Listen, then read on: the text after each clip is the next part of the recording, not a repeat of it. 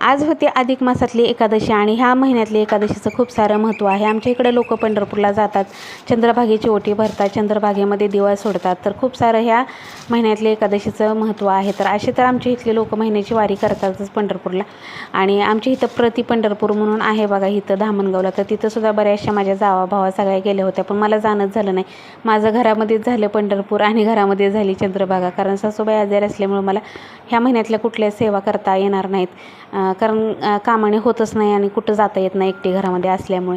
तर म्हटलं चला आपल्या घरातल्या देवांची सेवा करूया. एकादशी म्हटल्यानंतर डोक्यावरून आंघोळ वगैरे केली, छान वाटतं, जरा प्रसन्न वाटतं.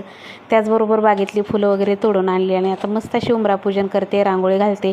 तर आज दारामध्ये शंखाची रांगोळी घालणार आहे.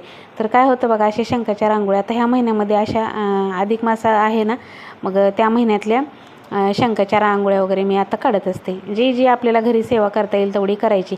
इकडे तुळशीची पूजा करायला घेतली का नाही तर गाय लगेच आली पळत. नशीब लागतं बघा तुळशीची पूजा करत असताना गाई समोर येणं आणि गायची पूजा तुळशीबरोबर होणं.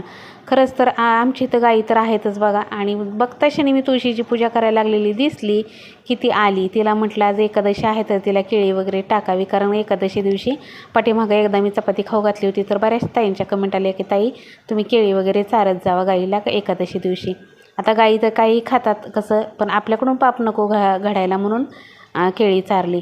त्यानंतर मस्त अशी हिची उंबऱ्याची पूजा वगैरे करून घेतली. खरं तर भारी वाटतं बघा, माझ्याकडून गाईची पूजा घडते रोज नित्यनियमाने. एखाद्या दिवशी येत नाहीत, पण अशी तुळशीची पूजा करायला लागली किंवा रांगोळी घालायला लागले तर दिसली तर मी लगेच पूजा करून घेत असते. पण त्यांना पण सवय झाली ना, मी तुळशीची पूजा करायला आले की लगेच गाय पळत आली मला पाहून. आणि त्यानंतर उंबरापूजन वगैरे करून घेतलं. छान वाटतं. आज हळदीचं लेपन करायचं होतं खरं तर, पण कामाने झालंच नाही. म्हटलं चला जाऊ द्या. आणि मी रांगोळी काढायला बसले की काय त्या वाऱ्याची दुश्मनी आहे माझ्याशी काय माहिती. अशी मला म्हटलं छान रांगोळी काढावी की वाऱ्याचा लगेच धुमाकूळ चालू होतो. आणि बघू शकता वारं अजिबात रांगोळी घालू देत नाही. वारं इतकं सुटतं ना की काय रांगोळी घालावी आणि कशी घालावी हेच प्रश्न पडतो. तर शंखाची रांगोळी काढायला घेतली होती, पण खरंच मला जशी आवडेल म्हणजे जशी मला चांगली ही होईल ना तशी रांगोळीच आली नाही. मला आवडलीच नाही रांगोळी तर कलर भरायला गेले इकडे तिकडे, रांगोळीचे कलर पण पडायला लागले आणि रांगोळी पण व्यवस्थित आली नाही.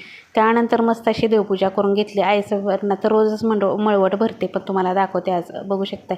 रोज हा इकडं आईसाहेबांना हळदीचा मळवट असतो, आज कुंकवाचा भरलेला आहे. आणि थोडंसं वेगळं, रोज तेच नाही तर असं वेगळं काहीतरी केलं ना तर छान वाटते. मस्त अशी एकादशीची पूजा वगैरे झाली. त्यानंतर फराळ वगैरे केलं. एकादशीला देव चांगले उजळवून घेत असते, देवांना चांगले उजळवून छान अशी आंघोळ घालून घेतली. चला तर असा होता आजचा व्हिडिओ. आवडला का नाही कमेंट करून सांगा. आणि चला तर भेटूया उद्याच्या व्हिडिओमध्ये. श्री स्वामी समर्थ.